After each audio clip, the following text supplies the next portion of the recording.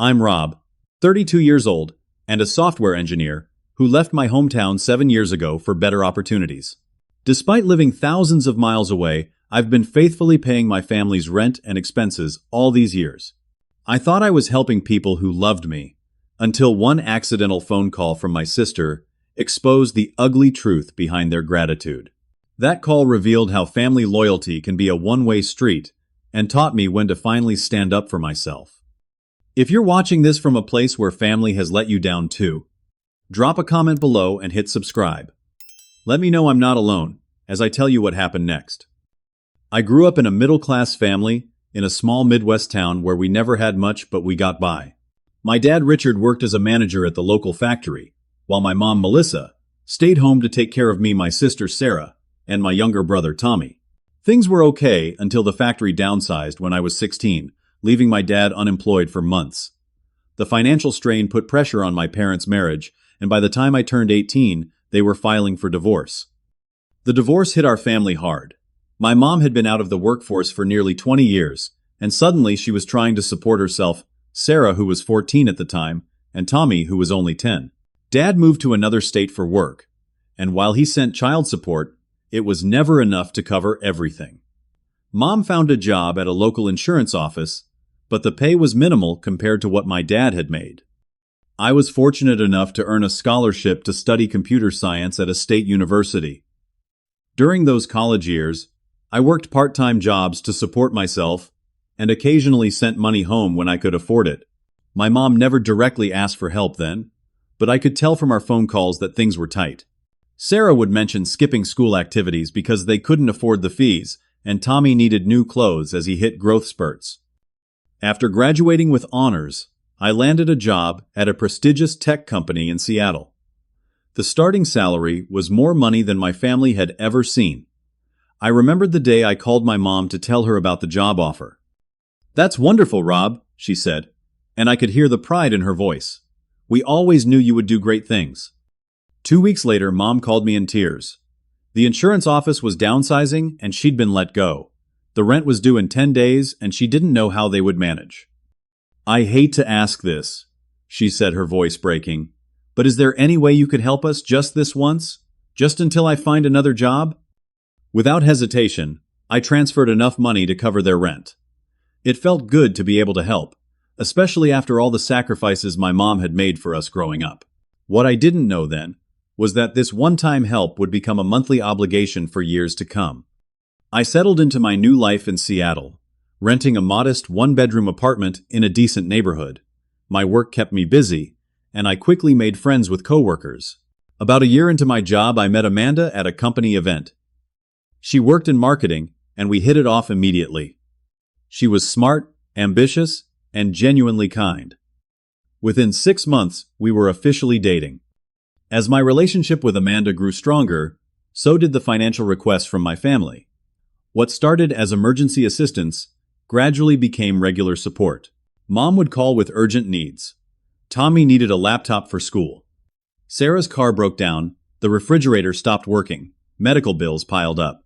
Each request seemed legitimate, and I couldn't bear the thought of them struggling when I had the means to help. By my 3rd year in Seattle, I was automatically transferring money for their rent each month, plus sending extra for utilities and other expenses. Amanda noticed the pattern before I did. "Don't you think it's strange that your mom hasn't found a stable job yet?" she asked one evening, as we reviewed my budget together. "And Sarah's what, 25 now? Shouldn't she be contributing to the household?" I defended my family immediately. Mom has health issues that make it hard for her to work full-time. And Sarah's been through some rough relationships. She's trying to get back on her feet. "And Tommy, he must be around 21 now, right?" "He's in community college," I explained. "He's trying to figure out his path." Amanda didn't push further, but I could tell she had concerns. Looking back, I should have paid more attention to those early warning signs. Instead, I dismissed Amanda's observations as coming from someone who didn't understand family loyalty. Her parents were both successful professionals who had never faced financial hardship, so I told myself she couldn't relate to my family's struggles. Meanwhile, my career was taking off. I received a substantial raise after landing a major client, and I felt even more obligated to share my good fortune. I increased the amount I sent home, telling myself it was temporary, that eventually my family would become self-sufficient. During one of our video calls, I noticed Sarah wearing what looked like an expensive designer watch. When I asked about it, she quickly changed the subject. Later that week, Tommy posted photos of a weekend trip to Las Vegas on social media.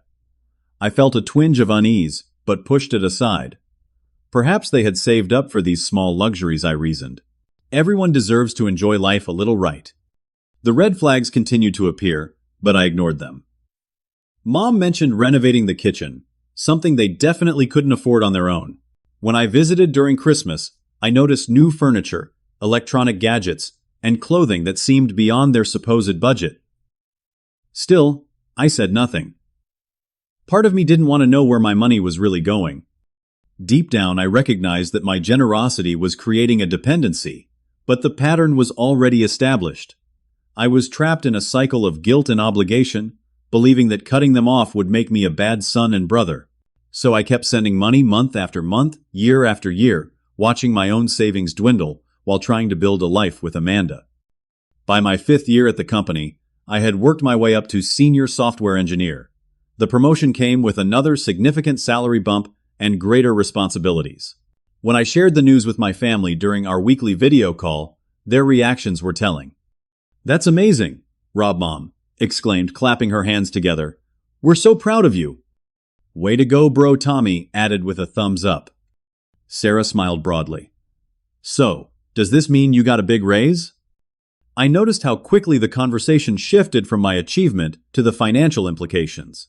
Before the call ended, Mom mentioned that their property management company had increased the rent by $300 per month. "It's highway robbery," she complained. "But we don't have the money to move, and all the other rentals in safe neighborhoods are even more expensive." I took the hint and agreed to cover the increase. That night, Amanda and I had our first serious argument about my family. "They didn't even congratulate you properly before asking for more money," she pointed out. "Don't you see what's happening here?" "They're not asking for luxury items," I countered defensively. "It's just rent. I can't let them be homeless." "Rob, they're adults. Your sister is nearly 30. Your brother is in his mid-20s. At what point do they take responsibility for their own lives?" I didn't have a good answer, and the question lingered uncomfortably in my mind. A month later, Sarah called to tell me she had lost her job at the local department store. According to her, the manager had unfairly targeted her for being 2 minutes late, even though other employees got away with worse. She assured me she was actively looking for new employment but needed help with her share of household expenses just until something comes through. 3 months passed, and Sarah remained unemployed. Her excuses evolved. The job market was terrible. Employers were discriminating against her. She needed special certification to qualify for decent positions. Meanwhile, her social media told a different story. Photos showed her at restaurants, concerts, and weekend getaways with friends. When I gently asked about these outings, she became defensive. "Am I supposed to sit at home all day being miserable just because I'm between jobs? That's not healthy, Rob. My therapist says I need to maintain social connections for my mental health." I didn't know she had a therapist. I wondered if I was paying for that too. Tommy's situation wasn't much better. After 2 years of community college with no degree to show for it, he announced he was dropping out to start his own business. He had a brilliant idea for a food delivery app specifically for college campuses. All he needed was initial funding for development and marketing. Against my better judgment and Amanda's explicit advice, I transferred $15,000 to help launch his venture. Tommy sent regular updates for the first month, filled with enthusiasm and big plans. By the 3rd month, the updates became vague. By month 6, he admitted the business had failed because the market wasn't ready for his concept.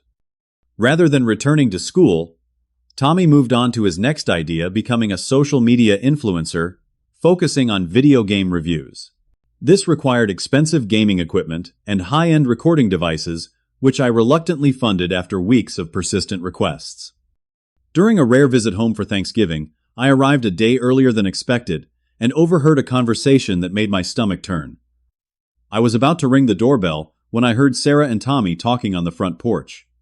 "Don't tell Rob about the trip to Miami," Sarah was saying. "He thinks I'm still looking for work, and he'll freak if he finds out I spent money on a vacation. Yeah, and don't mention I sold that gaming PC he bought me, Tommy added. I told him it was stolen. Remember? I stood frozen key in hand as they continued discussing ways to hide their spending from me. When I finally made my presence known, they greeted me with enthusiastic hugs and exclamations about how much they missed me. The disconnect between their public affection and private deception was jarring.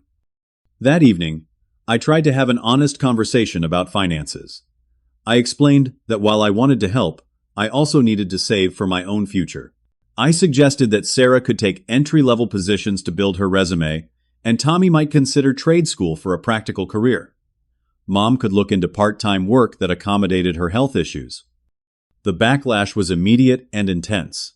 Mom burst into tears, claiming I thought she was lazy, when in reality, her fibromyalgia made working painful.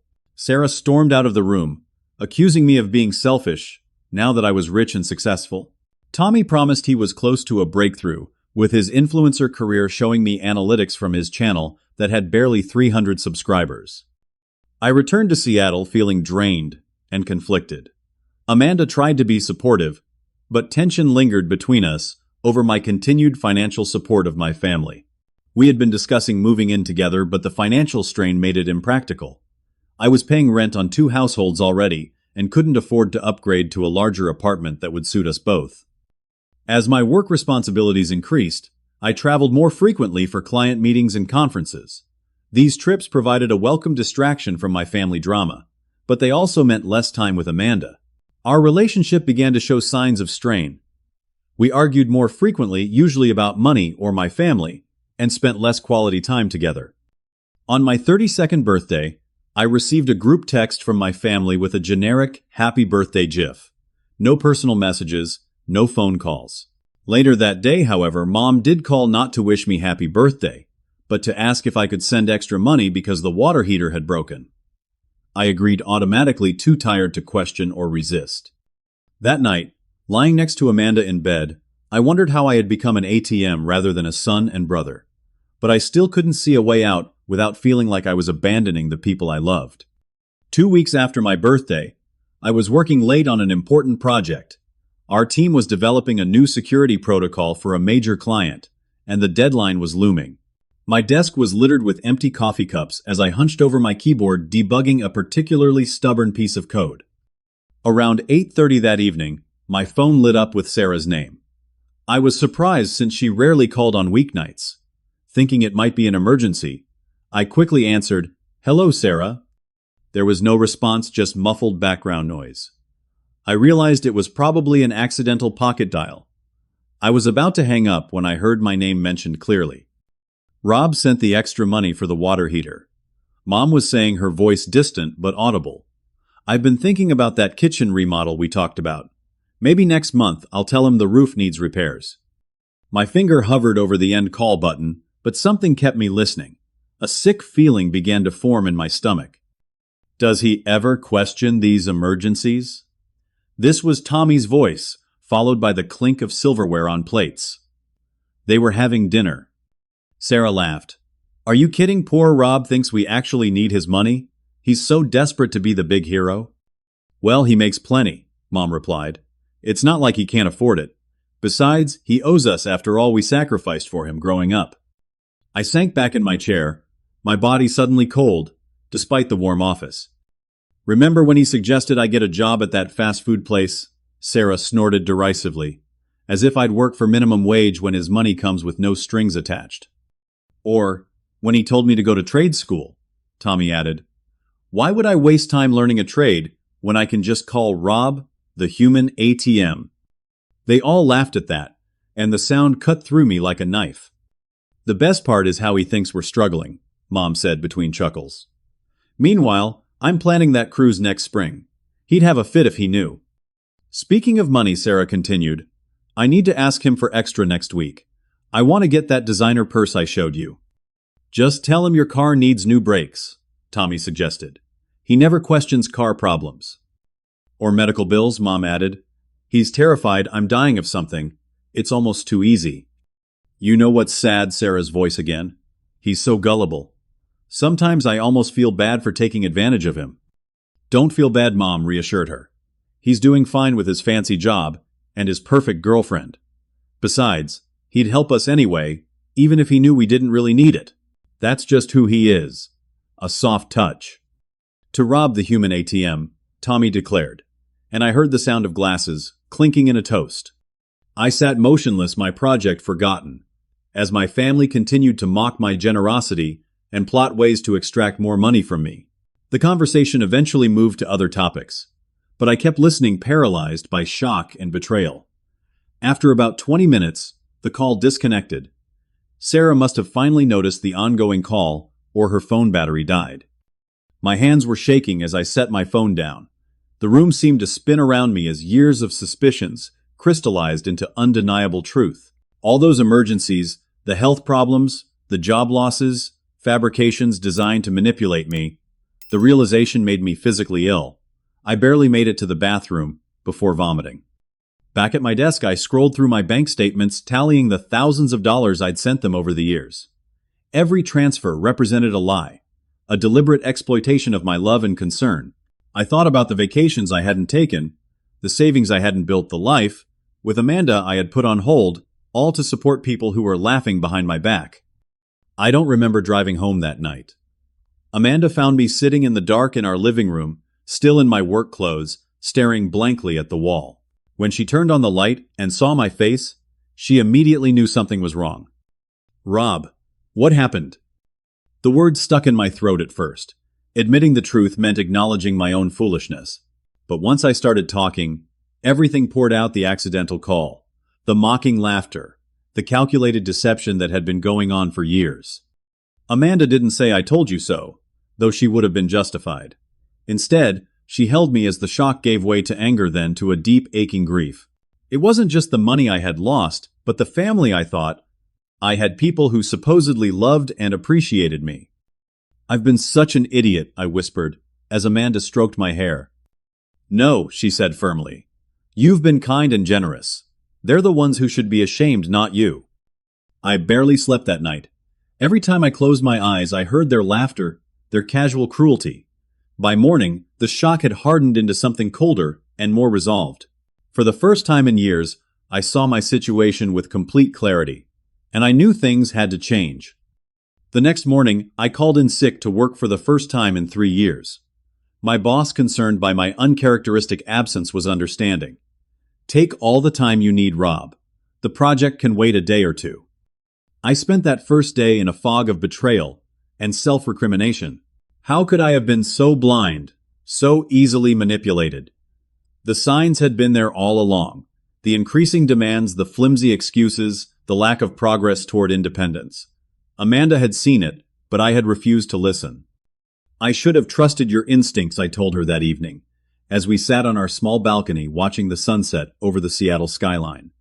"You wanted to believe in your family," she replied, squeezing my hand. "That's not a character flaw, Rob. It's what makes you who you are." The second day, anger replaced shock. I pulled out all my financial records and created a spreadsheet documenting every dollar I had sent them over the past 7 years. The total made me dizzy: $97,422. Nearly $100,000 that could have gone toward a house down payment, investments, or even just experiences and memories with Amanda. On the third day, I made an appointment with a therapist. Dr. Karen Reynolds specialized in family dynamics and financial abuse. I hadn't thought of my situation as abuse until that moment, but as soon as I said the word aloud, it felt frighteningly accurate. "What you're describing is financial exploitation," Dr. Reynolds confirmed, after listening to my story. "Your family has been taking advantage of your generosity and manipulating your emotions to maintain access to your resources." "But they're family," I argued weakly. "Aren't we supposed to help family?" "There's a difference between helping and enabling," she explained. "Healthy support empowers people to eventually stand on their own. What your family is doing is creating perpetual dependency while actively deceiving you." We discussed strategies for confronting the situation. My first impulse was to call them immediately, to unleash all my hurt and anger in one explosive conversation. Dr. Reynolds advised against this approach. They've had years to perfect their manipulation tactics, she warned. A spontaneous confrontation gives them the advantage. They'll deny, deflect, and find ways to make you doubt yourself. You need a strategic approach. Amanda agreed with the therapist's assessment. You need to be 3 steps ahead, she said, as we discussed options that evening. They'll try every emotional trick they've used before: tears, guilt, anger, promises. You need to be prepared for all of it. Over the next several days, I researched financial codependency and enabling behaviors. The patterns described in articles and forums matched my situation with disturbing accuracy. I wasn't alone. Countless others had fallen into similar traps with family members. Some had managed to establish boundaries while others remained stuck in cycles of exploitation. I was determined to be among the former. My phone buzzed constantly with texts and calls from my family, especially as the end of the month approached. I responded minimally, making excuses about being swamped with work. I needed time to finalize my plan before engaging with them. A week after the accidental call, Sarah reached out with the expected request for rent money. The rent was due in 3 days. I noticed she called at precisely the time she knew I'd be leaving work, a calculated move to catch me when I was tired and more likely to agree without questioning. "Hey Rob," she said, her voice casual, but with an underlying tension I now recognized as manipulation, "just checking in about the rent for next month. Mom's worried because the landlord has been strict about late payments lately." I gripped my phone tightly, fighting the urge to confront her there and then. Instead, I forced a neutral tone. "I'm actually dealing with some unexpected expenses this month. Things are a bit tight." The silence on the other end was telling. Sarah had never heard me hesitate about sending money before. "What kind of expenses?" she asked, a note of panic creeping into her voice. "Just some work stuff and personal things," I replied vaguely. "I'm trying to figure out my budget right now." "But the rent is due on the 1st, she reminded me, as if I might have forgotten the arrangement that had consumed so much of my income for years. "I know. I'm just not sure how much I can send this time." "Rob, we need the full amount. You know we don't have any other way to pay it." I closed my eyes, recognizing the familiar guilt trip that had worked so effectively in the past. "Let me see what I can do. I'll let you know tomorrow." After hanging up, I felt a strange mix of anxiety and exhilaration. For the first time, I hadn't immediately capitulated to their demands. It was a small step, but significant. The calls and texts escalated over the next 2 days. Mom left tearful voicemails about potential eviction. Tommy sent messages about job prospects that were just about to come through. Sarah alternated between anger and pitiful pleas. The barrage of emotional manipulation was exactly what Dr. Reynolds had prepared me for. With Amanda's support, I crafted a plan that went beyond simply cutting them off.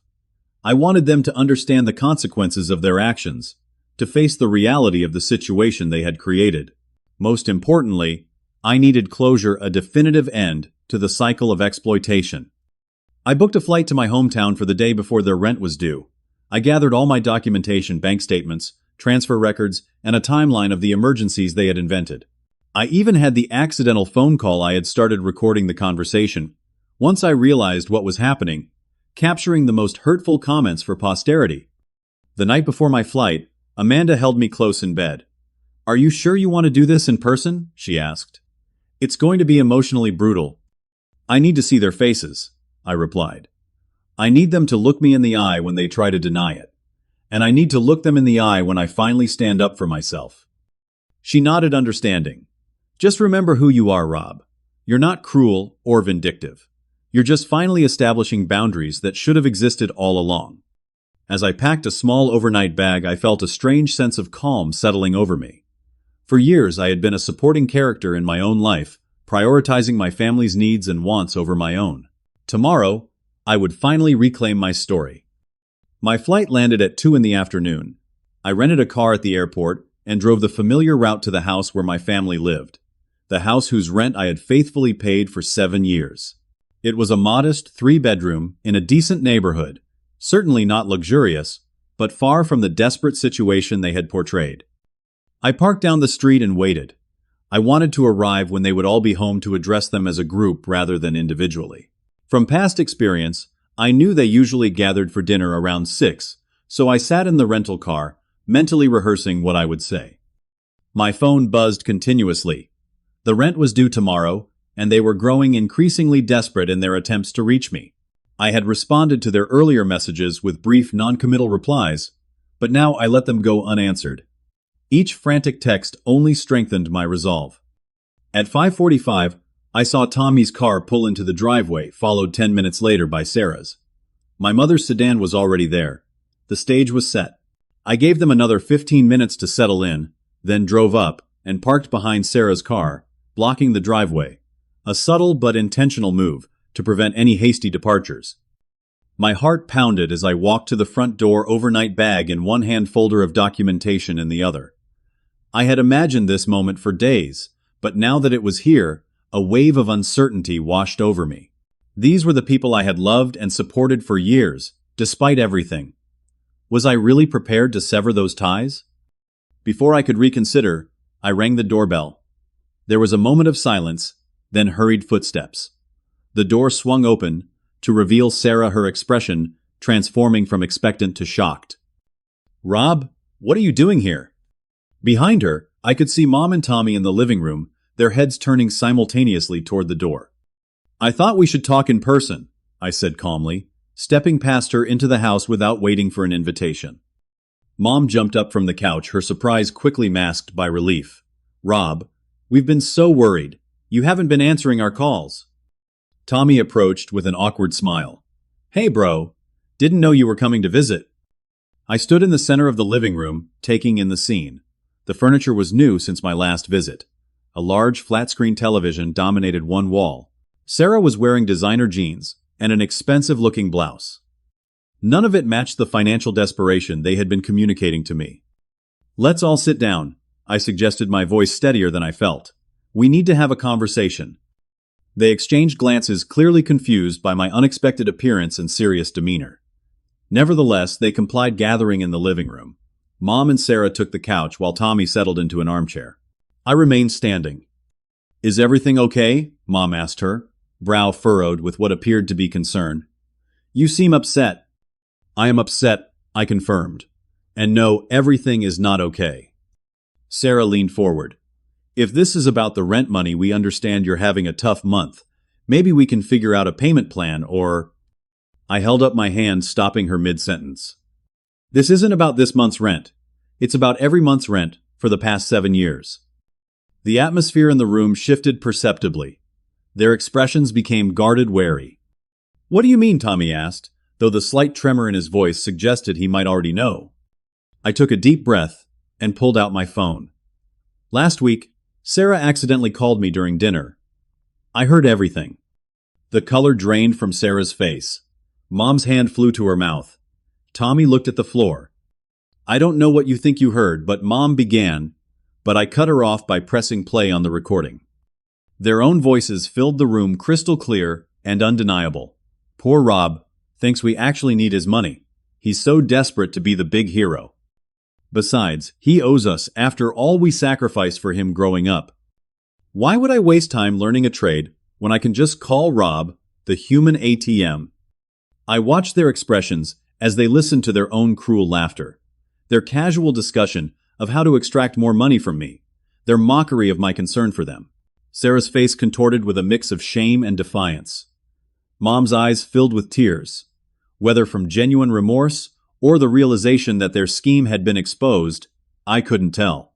Tommy simply looked ill. When I stopped the recording, the silence was deafening. For several long moments, no one spoke. Then, predictably, the denials began. "That's not what it sounds like," Sarah insisted. "We were just joking around." "You're taking everything out of context." Mom added, tears now streaming down her face. "We appreciate everything you've done for us."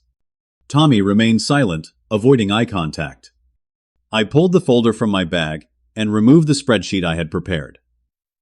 "This is a record of every dollar I've sent you since I moved to Seattle. $97,422 over 7 years. I laid the document on the coffee table. Here's a breakdown by category: rent, utilities, car repairs, medical expenses, education costs, business ventures, and emergencies. I've highlighted the emergencies that I now know were fabricated. Mom reached for the spreadsheet with trembling hands. Rob, honey, you don't understand. We've really been struggling.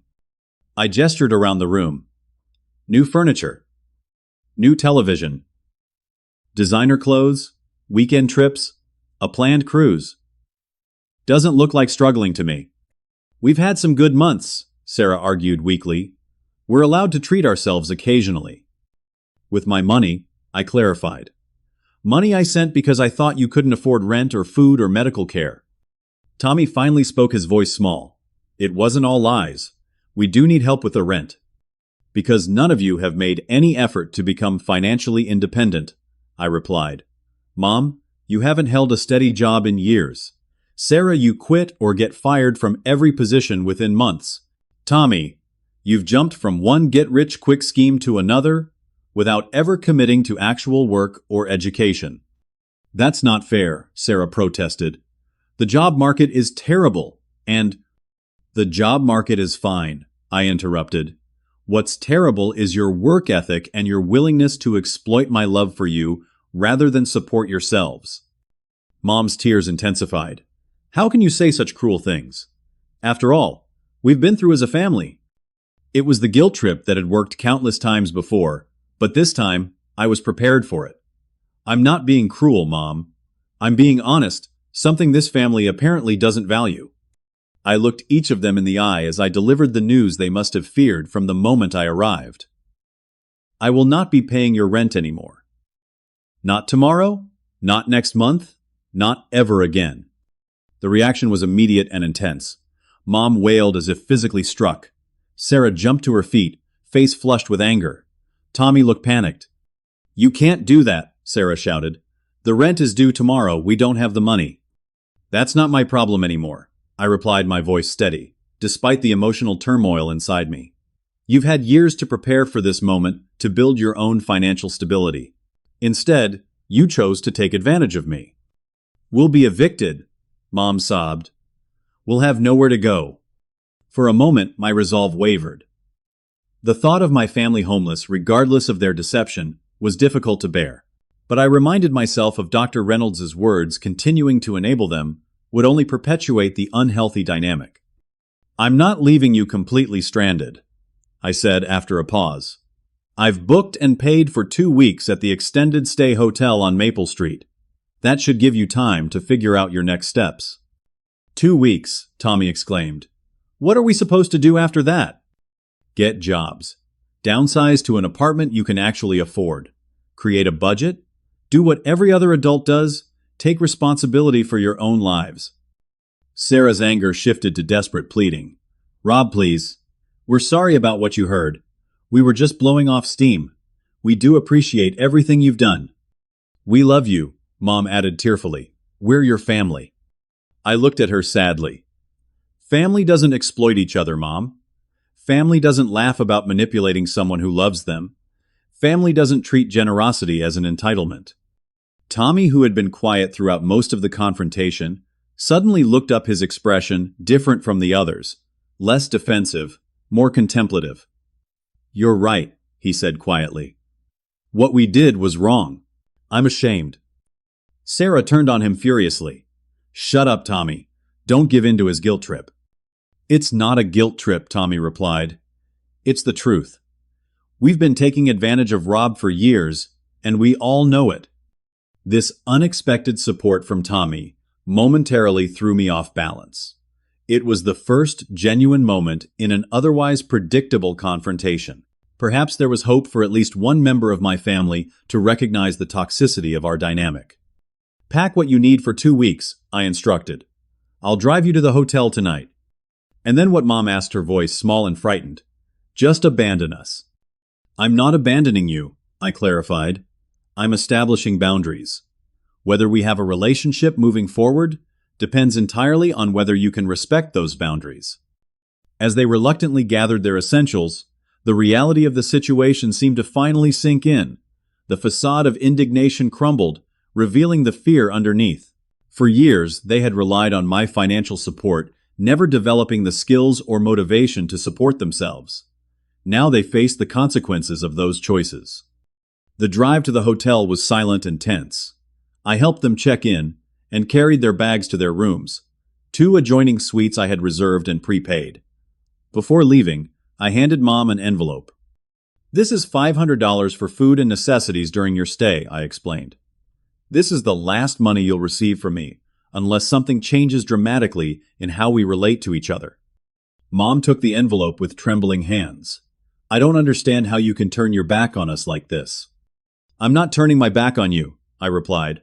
"I'm refusing to be your bank account. There's a difference." As I walked back to my rental car, I felt a confusing mixture of emotions: guilt for their predicament, relief at finally breaking the cycle, sadness for the relationships that might never be repaired, and a newfound sense of freedom. For the first time in 7 years, I was prioritizing my own well-being over their demands. The next morning, I flew back to Seattle, leaving my family to face the reality they had avoided for so long. It was one of the hardest things I had ever done, but also one of the most necessary. The first week after the confrontation was the hardest. My phone buzzed constantly, with messages ranging from desperate pleas to angry accusations. Mom claimed she was having chest pains from the stress. Sarah threatened to contact my employer and tell them I had abandoned my family. Tommy was the only one who maintained some dignity, sending just one text that read, "I understand why you did this. I'm trying to help them adjust." I filtered the messages, responding only to Tommy's with a simple "thank you for understanding." The others I let go unanswered, following Dr. Reynolds' advice about maintaining firm boundaries during the initial adjustment period. "They're testing you," she explained during our session that week. "They're using every emotional tactic that worked in the past, hoping to find the one that will break your resolve." Amanda was my rock throughout this turbulent time. She never said "I told you so," never criticized my family despite their manipulative behavior, and never questioned my occasional moments of doubt. Instead, she helped me focus on the future we could now build together without the financial drain of supporting 3 capable adults. 10 days after I left them at the hotel, Tommy called. Unlike the others, he seemed to have used the time for genuine reflection. "I found a job," he announced without preamble. "Nothing fancy, just stocking shelves at the grocery store, but it's a start."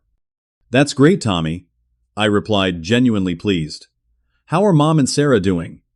He sighed heavily. "Not great. Mom's been calling everyone we know asking for loans. Sarah's talking about moving in with her ex, which is a terrible idea. Neither of them really believes this is permanent. They think you'll cave eventually." "I won't," I assured him. "This isn't a punishment or a temporary lesson. This is a permanent change in our relationship."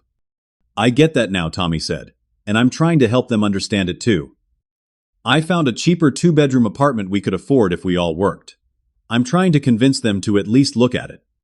After hanging up, I felt a glimmer of hope that at least one family relationship might be salvageable. Tommy seemed to be growing up in real time, forced by circumstances to finally take responsibility. The 2-week hotel stay I had paid for came and went.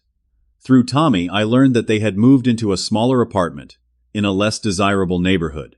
Mom had finally found part-time work as a receptionist, though she complained constantly about the hours and the pay. Sarah had indeed moved in with her ex-boyfriend temporarily, but was now sharing the new apartment with Mom and Tommy, contributing minimally to expenses. 3 weeks after the confrontation, I received an unexpected email from my mother. Unlike her previous communications, which had been emotional and accusatory, this one was more measured. "Rob, I want you to know that we are managing, though it's been very difficult," she wrote. "I still don't think what you did was fair, but I'm trying to accept that this is our new reality. If you ever find it in your heart to help us again even a little, we would be grateful." It wasn't an apology or an acknowledgement of their deception, but it was at least an acceptance of the boundary I had established. I replied with a brief note confirming that I had received her email and was glad they were managing. I didn't engage with the hint about future financial help. Sarah's adjustment was the most problematic. She cycled through anger, manipulation, and melodrama in her attempts to reverse my decision. She left voicemails, claiming she was considering desperate measures to make money, an obvious attempt to trigger my protective instincts. When that didn't work, she tried to go around me, contacting Amanda through social media with a long message about how I was destroying the family.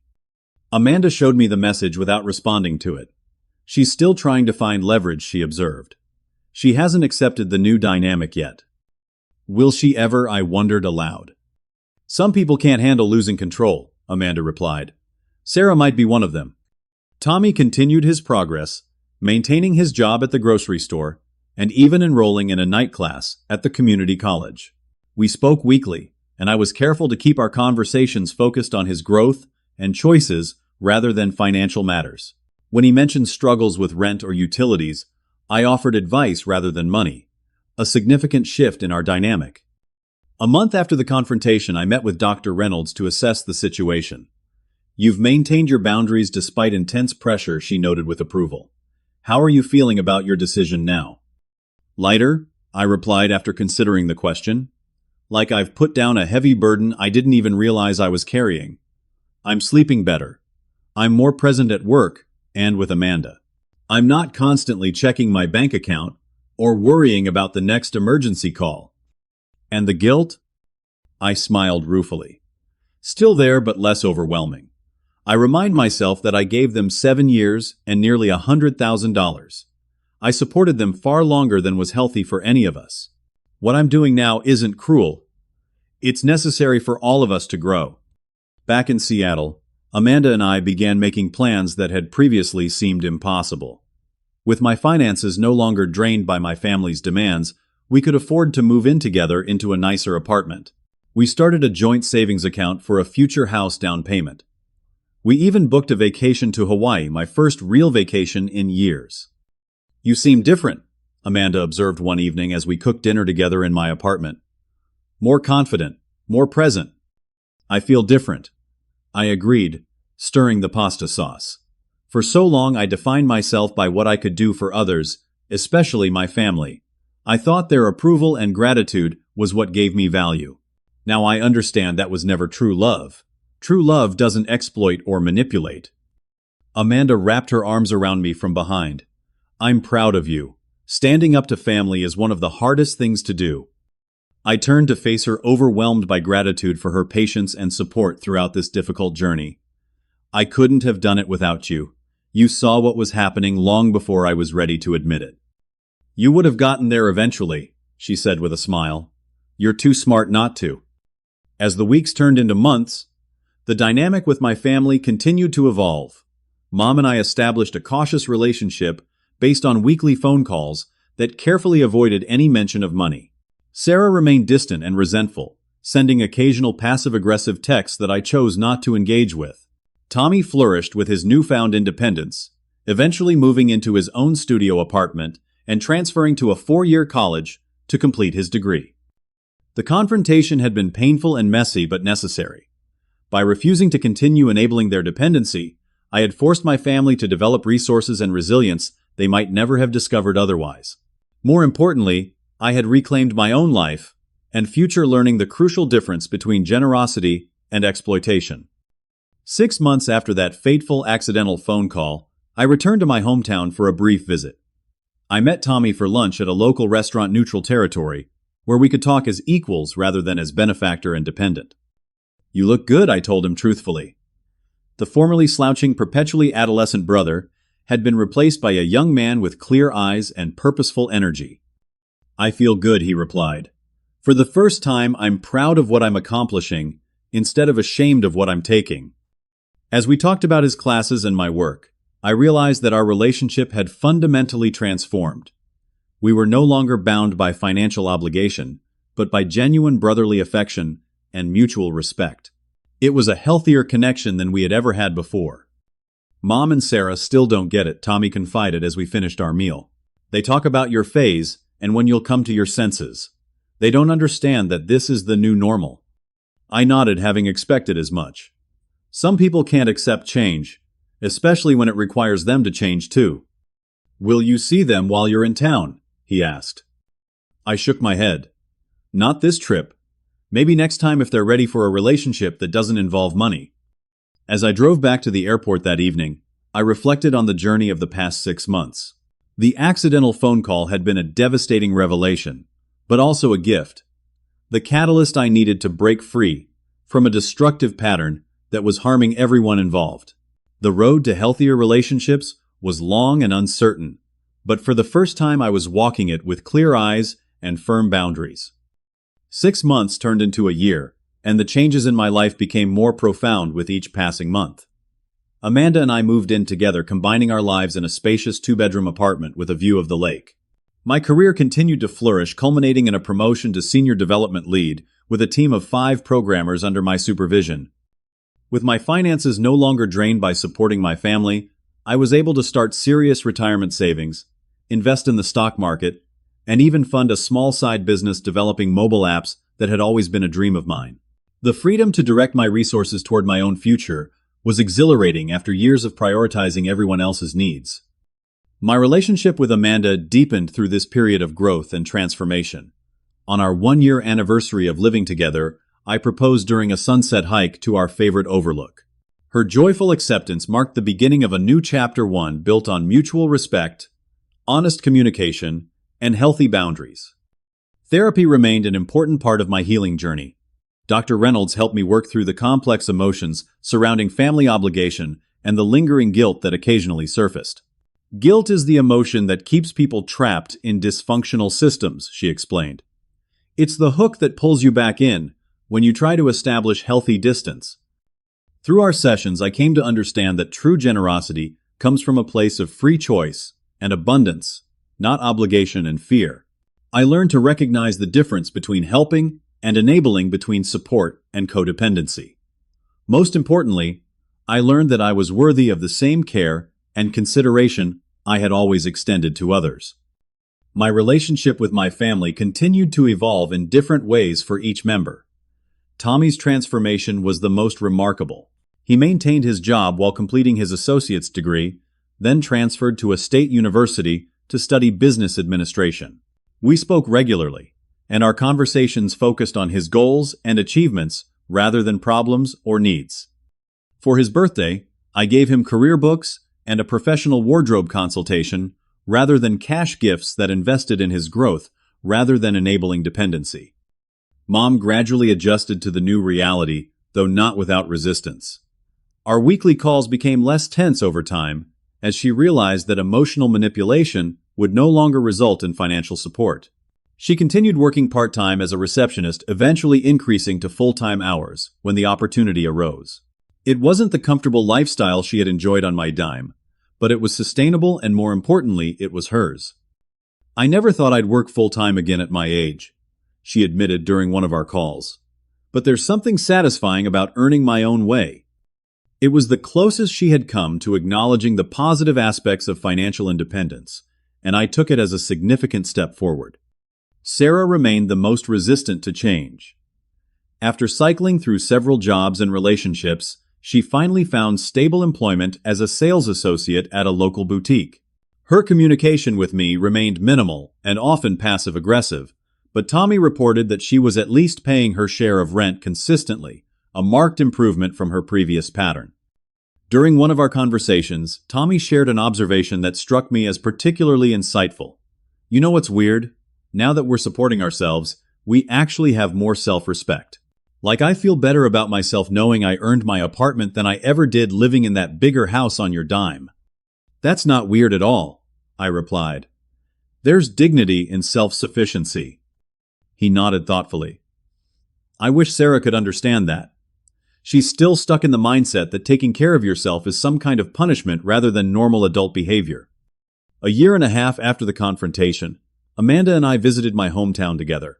This time, I agreed to a family dinner at a restaurant neutral territory where we could meet as equals rather than in the home I had previously funded. Tommy was there, of course, along with Mom, who greeted us with cautious warmth. Sarah came late and left early, maintaining her emotional distance. The conversation was strained at times, but civil. No one mentioned money directly, though Mom did drop several hints about how difficult things had been. Subtle attempts to elicit sympathy that I acknowledged, but didn't engage with. We talked about Amanda's and my engagement, Tommy's progress in school, and Mom's job. It wasn't the warm family reunion of movies, but it was a tentative step toward a new kind of relationship based on mutual respect rather than financial dependence. After dinner, as Amanda and I walked back to our hotel, she squeezed my hand. That wasn't so bad, was it? Better than I expected, I admitted. No one cried or stormed out, which is progress. Your mom still doesn't quite get it, Amanda observed. But Tommy's like a completely different person. I nodded in agreement. Some people adapt to change better than others. Tommy embraced the opportunity to grow. Mom's adjusting reluctantly. Sarah's still fighting it. Do you think she'll ever come around? I considered the question seriously. I don't know. Some people can't let go of resentment, especially when it means admitting they were wrong. But I hope she will eventually, for her sake, more than mine. Back in Seattle, life continued to evolve in positive directions. Amanda and I set a wedding date and began planning a modest but meaningful ceremony. My app development side business launched its first product to promising reviews. At work, I was being groomed for an executive position that would mean even greater responsibility and compensation. Through it all, I maintained the boundaries I had established with my family. I sent birthday and Christmas gifts, thoughtful items rather than cash or gift cards, and called regularly to maintain relationships. But financial support remained firmly off the table, unless tied to specific growth-oriented goals. When Tommy needed help with tuition for his final semester, I agreed to pay half on the condition that he maintain his grades and job.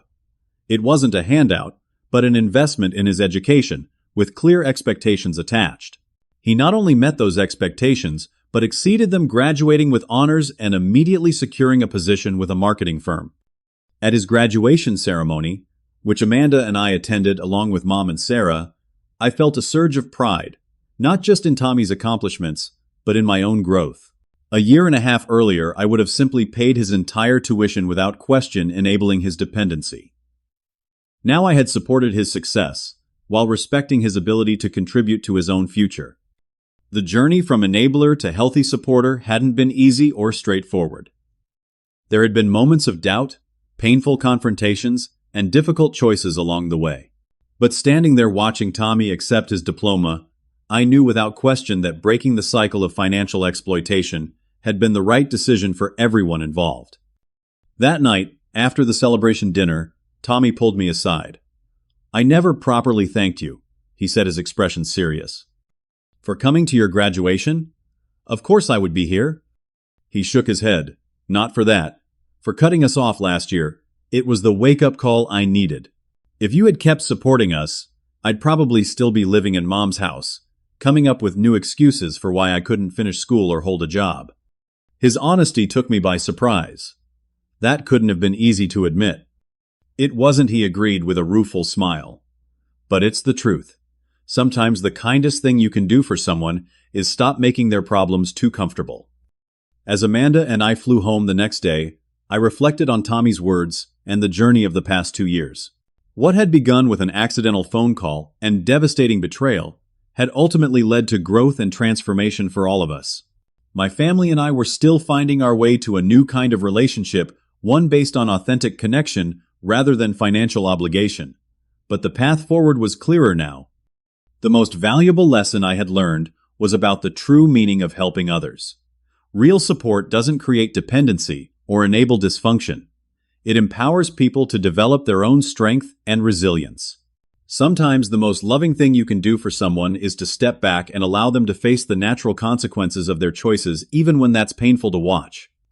I had also learned crucial lessons about self-worth and boundaries.